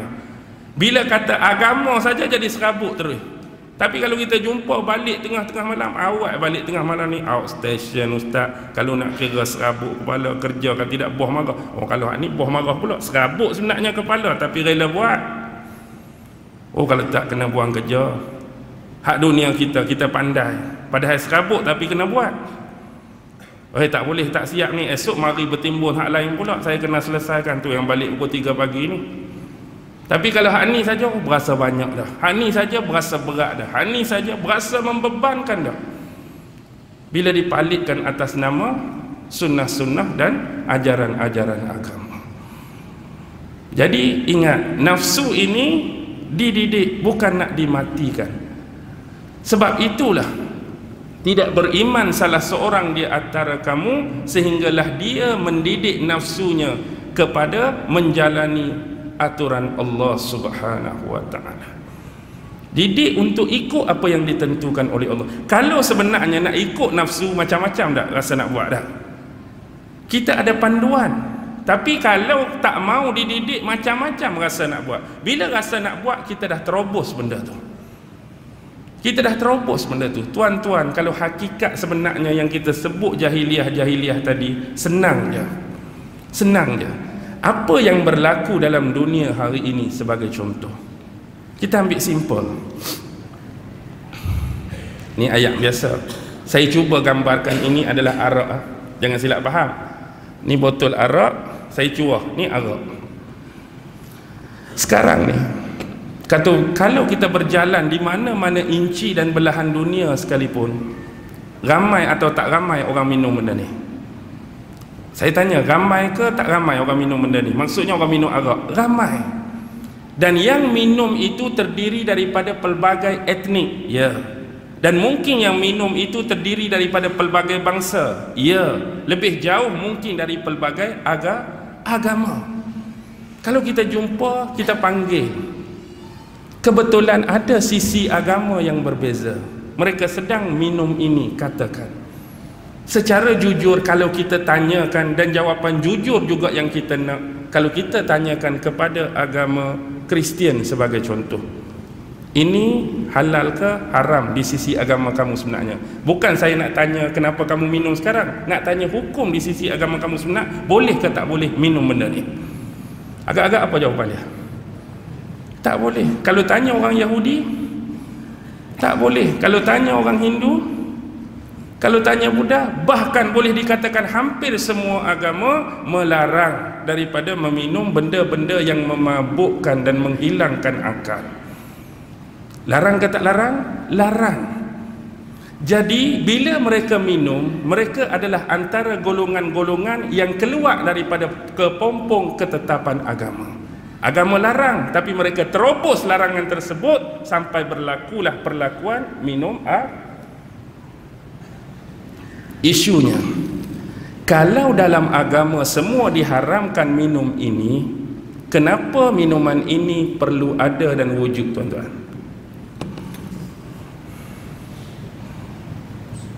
Ada, bukanlah nak tanya ni. Nafsu tu nafsu. Kristian tak boleh, Hindu tak boleh, Buddha tak boleh, Islam tak boleh, Yahudi tak boleh. Yang jadi nak ada menantang ni di tempat kita tu, siapa hak nak minum sebenarnya? Dah kata tadi semua tak boleh. Siapa yang nak minumnya? Sampai perlu ada kedai, sampai perlu ada premi, sampai perlu ada kilang. Siapa nak minum sebenarnya? Dah kita ambil sisi habis tadi, semua tak boleh. Jadi yang jadi ada ni siapa yang naknya? Yang naknya orang-orang hak langgar ketetapan agama. Maksudnya bila adanya benda ni, dia nak mewujudkan manusia-manusia yang tak langgar ke yang langgar? Saya tak jawab, tuan-tuan jawab. Jadi kalau tak mau wujudkan manusia yang tak langgar, tak pada. Sebab kita tak mau orang langgar. Tapi bila kita ada, kita nak suruh orang langgar. Kita pula ambil satu sisi yang lain. Sport Toto, Magnum, berapa D ikut dia lah. Kalau tanya ni, boleh tak berjudi dalam agama kamu? Ni tapi semua tu berjudi, hak kita jumpa. Jadi maksudnya bila mereka berjudi, mereka dah luar daripada kepompong ketetapan agama yang melarang mereka berjudi. Isunya bila buka kedai judi, siapa yang nak berjudi? Dah semua larang, apa keperluan benda tu ada di sini? Semua tak boleh. Perlu apa benda tu ada? Maksudnya nak mewujudkan orang yang berjudi. Dengan kata lain, nak mewujudkan orang yang langgar ketetapan agama dia, bukan nak menghalang tempat-tempat perzinaan. Kelab malam tu lah, rumah uruk tu lah, rumah pelacuran ni lah, dah semua haram berzina. Siapa yang nak pergi sini ni? Siapa yang nak pergi? Bila senang macam ni lah, walau kata haram sekalipun, kalau bina depan mata, hak kata haram pun orang pergi ke tak pergi? Kita tak mau judi, tapi buka kedai judi depan kita, akan ada tak orang pergi? Dengan kata lain, bila buka ada lah, bila jual ada lah orang nak beli. Jadi siapa yang nak mewujudkan sistem dan masyarakat macam ni sebenarnya?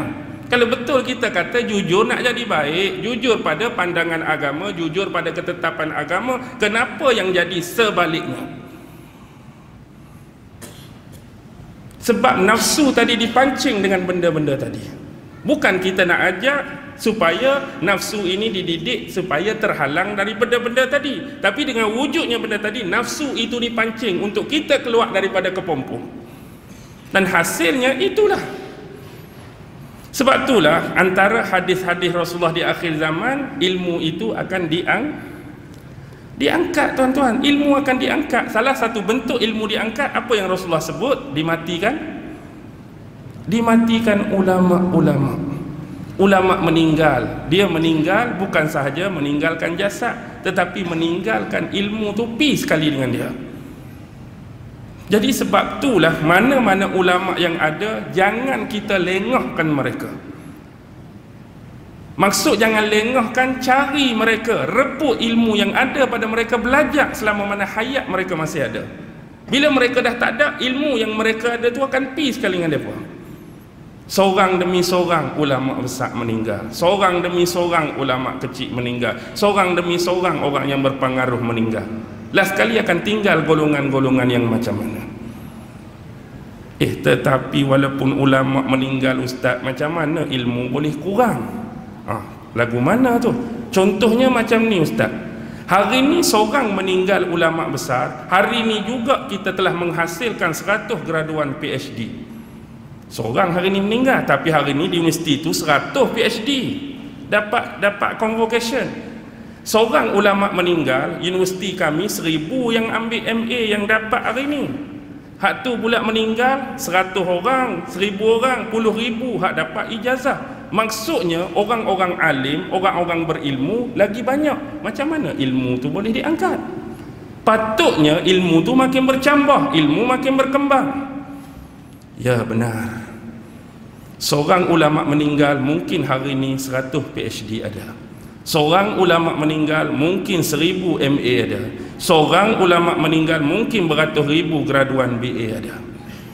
Dan kita boleh katakan ilmu itu sentiasa berkembang dan bercambah, dan melihat kepada situasi tadi, tak mungkin ilmu tadi akan hilang dan diangkat. Tetapi dari sisi lain, bila ulama-ulama membahaskan makna ilmu itu diangkat, ialah bila mana yang berkurang itu bukan alim-alimnya, yang mana yang berkurang itu ilmu-ilmunya, yang terangkat itu ialah ilmu itu sudah kehilangan fungsi untuk merubah masyarakat. Ilmu ada, tapi fungsi ilmu yang diajarkan tu tak boleh dah nak jadi ejen mengubah masyarakat. Ajak ilmu, ajak tu, ajak ni, tapi apa yang diajak tu tak mampu berfungsi untuk ubah manusia pada masa itu. Itulah tanda-tandanya ilmu sudah diangkat. Persoalan simple dan ringkas. Mati seorang ulama, lahir 100 PhD tadi, adakah masyarakat ke arah kebaikan atau lebih bertambah buruk? Jawapan ada pada tuan-tuan. Maksudnya dengan lahir beribu-ribu ni tadi, patutnya masyarakat lagi okey, masyarakat lagi baik, masyarakat lagi bagus. Tapi yang berlaku sebaliknya. Di mana nilai-nilai ilmu tadi? Bila ilmu tadi dah kehilangan fungsi untuk jadi ejen mengubah masyarakat.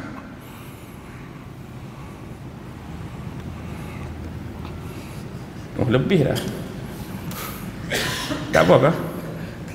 Tak apa kah tuan-tuan? Kita pilih satu lagi. Tradisi. Apa yang dikatakan tradisi? Tradisi ini selalu dikaitkan dengan perkara-perkara seperti takhyul, khurafat, benda-benda yang diada-adakan. Kadang-kadang kita sebab ejaan tu dah, sebab ejaan tu dia jadi lari sebenar makna dia. Contoh kita sebut tahyul. Tahyul yang sebenar, tahyul ke takhyul yang sebenar? Kha yang sebenar. Sebab takhayyal tu khayal, fantasi, cerita-cerita dongeng, cerita khayal. Tapi sebab selalu dah digunakan penggunaan tahyul, dia tak jadi dah. Tahyul. Itu kadang-kadang kata, ustaz tahyul ni kita gelak saja. Sebenarnya dia nak abad tahyul. Dia hak awal-awal lagi salah dah. Penggunaan tahyul khurafat apa baik. Benda-benda yang berlaku dalam masyarakat kadang-kadang sebab agama datang untuk membawa perubahan.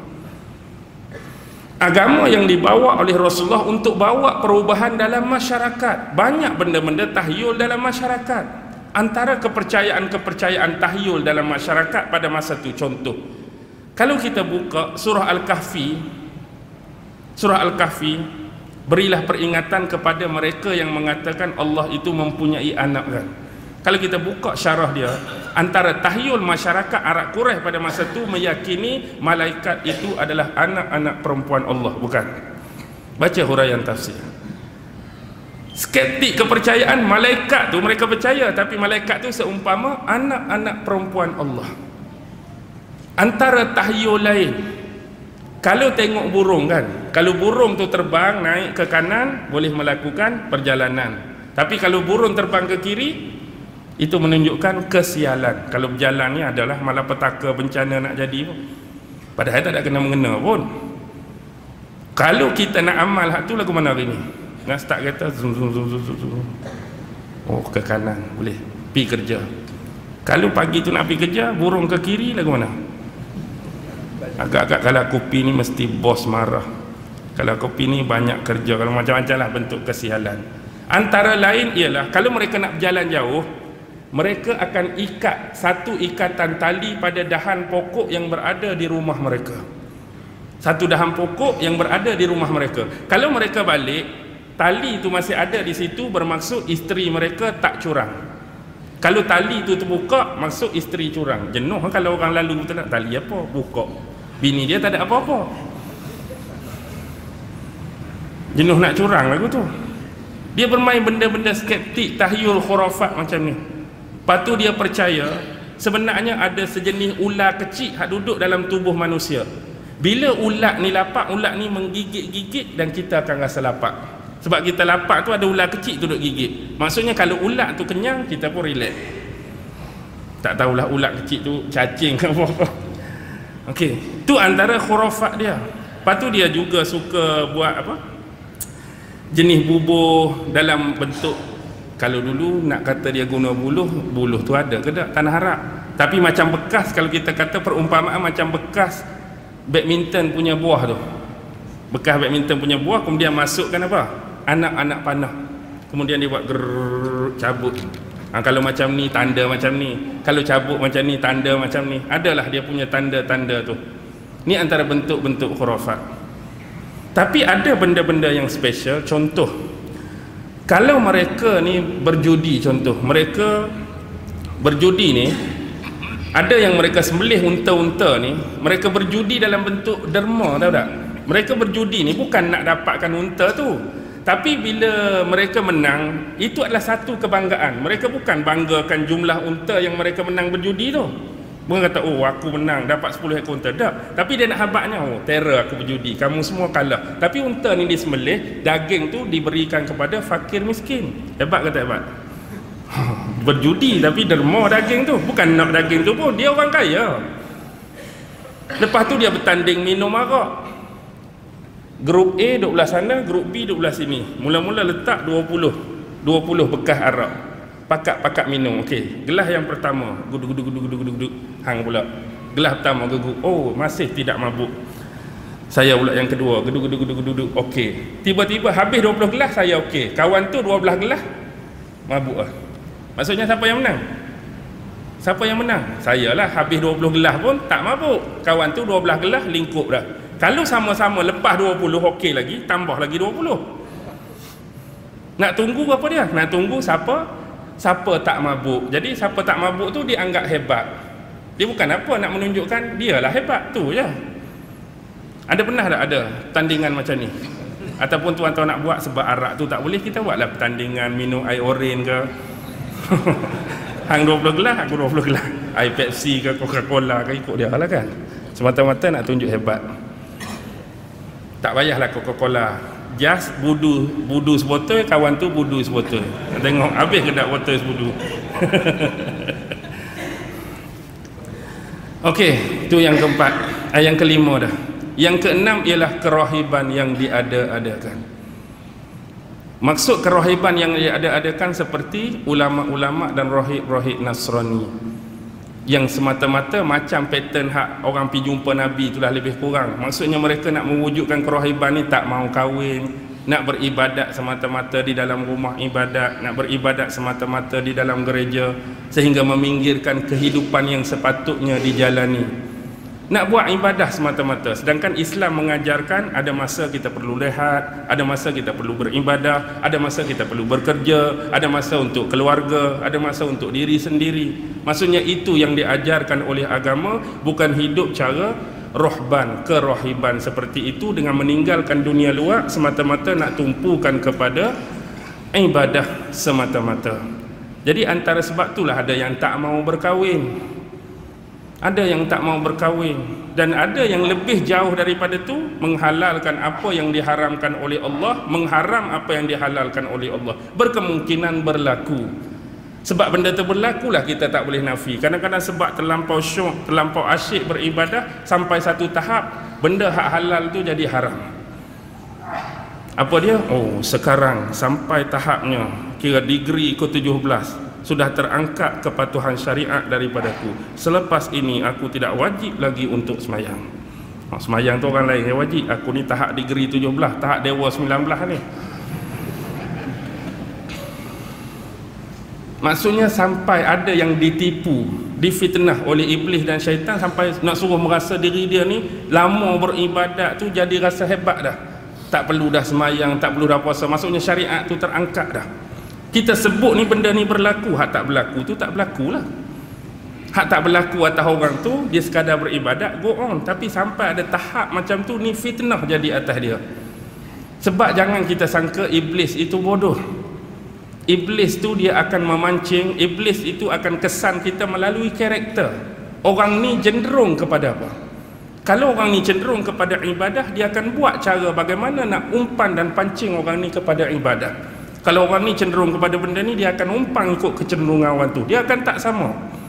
Kalau kita buka kitab Talbis Iblis kan, belitan Iblis Ibnu Qayyim tu, maksudnya dia nak belik ulama macam mana, dia nak belik orang awam macam mana, dia nak belik ahli fikih macam mana, dia nak belik ahli sufi macam mana. Ada cara-cara yang kita boleh pelajari. Apapun, kembalilah apa yang disebutkan oleh surah Yasin yang selalu kita baca tu. Surah Yasin. Surah Yasin tu ayat 60 ke ayat berapa? Siapa ingat? Siapa hafal surah Yasin? Allah ta'budu syaitan tu macam mana ayat depan dia? Siapa ingat ayat 60 ke? Tengah dah Allah ta'budu syaitan tu. Tok Imam, mana Tok Imam? Oh, ustaz berkenal saya lah ni. Maksudnya jangan sesekali kamu la ta'budu syaitan, jangan menyembah syaitan. Itulah terjemahan pun. Skeptik macam mana?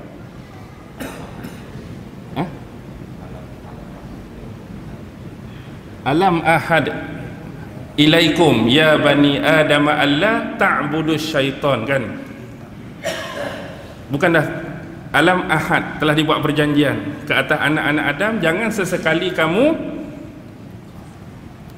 menyembah setan. Terjemahan biasa. Agak-agak skeptik kita menggunakan tafsiran jangan kamu menyembah setan.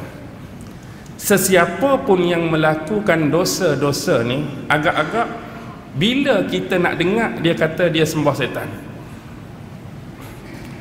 Maksud saya macam ni, arak, aku minum arak je bila masa aku sembah setan. Aku memang minum arak, aku mengakui, tapi aku tak pernah sembah setan. Hak sembah berhala pula, ya, kamu kata aku sembah berhala, memang aku sembah berhala, aku sembah batu, aku sembah patung, tapi sembah setan, ingat aku tampak, aku tak pernah sembah setan. Hak berzina pula, oh aku cuma berzina, hang jangan lebih-lebih kata aku sembah setan. Aku tak pernah sembah setan, aku berzina je, aku buat jahat je, tak pernah sembah setan. Agak-agak bila orang nak mengaku dia sembah setan? Kalau kita guna skeptik, jangan sesekali kamu menyembah setan. Pelaku dosa apa yang kamu mengakui dia sembah setan? Walaupun dia mengakui dosa dia buat, tapi sampai bila pun aku tak pernah sembah setan. Jadi skeptik ini perlu diurai. Jangan sesekali kamu mengikuti jejak-jejak langkah syaitan. Minum ini jejak-jejak langkah Rasul ke setan? Berzina ikut jejak langkah Rasul ke setan? Bila kata ikut jejak-jejak langkah, semua akan kena. Tapi dia memang skeptik, jangan sembah sampai bila tak mengaku. Tak pernah ada hubungan pun. Dosa saya tak pernah sembah setan. Tak akan ada hubungan. Tapi skeptik ini perlu dihuraikan. Wahai manusia, jangan sesekali kamu mengikuti jejak-jejak langkah syaitan. Jadi apa saja bentuk-bentuk jahiliah tadi sehingga menghasilkan apa dia? Prasangka yang buruk terhadap Allah.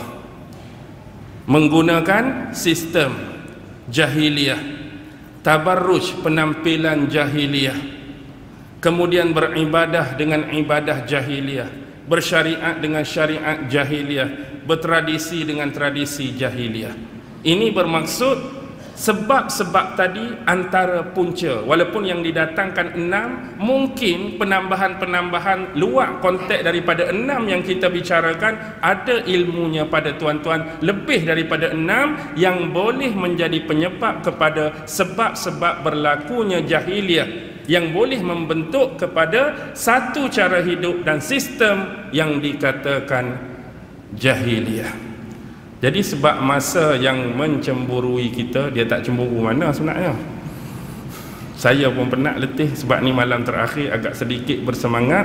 Walau apa pun, saya hanya cuma penyampai yang memberi kefahaman kepada tuan-tuan, bukan kerja saya. Saya hanya sebagai penyampai yang bagi faham kepada tuan-tuan siapa? Allah Subhanahu wa ta'ala. Kita sekadar meminjam ilmu daripadanya, tak ada apa pun. Jadi harapan saya, semoga malam ini semua kita diberi kefahaman oleh Allah Subhanahu wa ta'ala untuk menjadikan nilaian sebagai neraca dan timbangan mana yang hak, mana yang batil, mana yang betul, mana yang salah, mana yang putih, mana yang hitam, dan sentiasa membawa jalan hidup kita mencari petunjuk dan hidayah Allah. Petunjuk dan hidayah dia tak mari lagu tu, kita yang kena cari. Jadi pertimbangan antara petunjuk dan hidayah, mana lagi tinggi, taufik ke hidayah? Wabillahi taufik wal hidayah, mana lagi tinggi, taufik ke hidayah? Ada orang kata hidayah, ada jawapan lain? Taufik lagi tinggi, hidayah lagi tinggi. Kalau skeptik nama Taufik tu lelaki, Hidayah tu perempuan. Kalau kita gabung, dia jadi nama pemain badminton Indonesia, Taufik Hidayat. Kalau Taufik betul, Hidayat betul, macam ni lah secara ringkas. Hidayah ialah Allah meletakkan kepada kita satu pengetahuan untuk membezakan mana yang betul, mana yang salah. Allah letak dalam diri kita, bila kita dapat hidayah, ni benda betul, ni benda salah, ni barang baik, ni barang buruk. Itu hidayah. Tetapi kenapa taufik lebih tinggi? Sebab tak semua orang yang dapat hidayah akan diberi taufik oleh Allah. Maksud taufik ialah tak semua orang berjaya ataupun akan mengikuti benda baik yang dia tahu. Tak semua orang akan follow, akan ikut benda baik yang dia tahu. Itu taufik. Contoh, Allah bagi hidayat pada kita kebenaran tentang solat. Maksudnya kita tahu dah, solat itu baik, tak solat itu tak baik. Tapi tak semua orang mampu nak ikut benda baik yang dia tahu tu. Alhasil sebab itulah ramai tak semayang. Kalau tanya orang tak semayang sekalipun tak, semayang tu baik ke tak baik? Apa jawapan dia? Baik. Tak semayang tak baik. Tapi kenapa hang sendiri tak semayang bila hang tahu ni baik? Sebab taufik tu tak semua orang boleh ikut benda baik yang dia tahu. Tinggi tu nak ikut benda yang baik yang kita tahu. Puasa baik, hidayah tak puasa tak baik. Bila dapat taufik, dia boleh puasa sebab dia tahu puasa tu baik. Tapi kenapa ada orang tak puasa? Kenapa ada orang tak puasa sedangkan dalam masa yang sama dia tahu puasa tu baik, tak puasa tu tak baik? Pasal apa dia tak puasa? Sebab tak ada taufik. Nak ikut benda baik yang kita tahu bukan senang, tuan-tuan. Banyak benda baik kita tahu tak terbuat, tak terikut sebab tidak ada taufik. Ada taufik, itulah yang akan kita buat. Dengan ini berakhirlah. Saya mengeluh 2 kali dulu sebab penat. Minta maaf tuan-tuan dengan masa yang ada, dan saya mengharapkan kupasan pada malam ini dapat memberi sedikit sebanyak kefahaman, penerangan dan pencerahan kepada tuan-tuan. Sebagaimana yang saya sebut tadi, saya bukanlah yang terbaik dan bukan yang paling alim, tetapi sekadar menyalurkan maklumat dan informasi yang saya ada, yang cuma dipinjamkan oleh Allah Subhanahu wa taala. Yang baik tetap datang darinya, yang lemah, yang kurang, yang serba tak kena dan sentiasa bersalah, itulah saya. Wabillahi taufiq wal hidayah. Wassalamualaikum warahmatullahi taala wabarakatuh. أعوذ بالله من الشيطان الرجيم. بسم الله الرحمن الرحيم. اللهم إنك تعلم أن هذه القلوب قد اجتمعت على محبتك والتقت على طاعتك وتوحدت على دعوتك وتعاهدت على نصرة شريعتك، فوثق اللهم رابطتها وأدم ودها واهدها سبلها واملأها بنورك الذي لا يخبو واشرح صدورها بفيض الإيمان بك وجميل التوكل عليك وأحيها بمعرفتك وأمتها على الشهادة في سبيلك إنك نعم المولى ونعم النصير. وصلى الله على سيدنا محمد وعلى آله وصحبه وسلم. سبحان ربك رب العزة عما يصفون وسلام على المرسلين والحمد لله رب العالمين.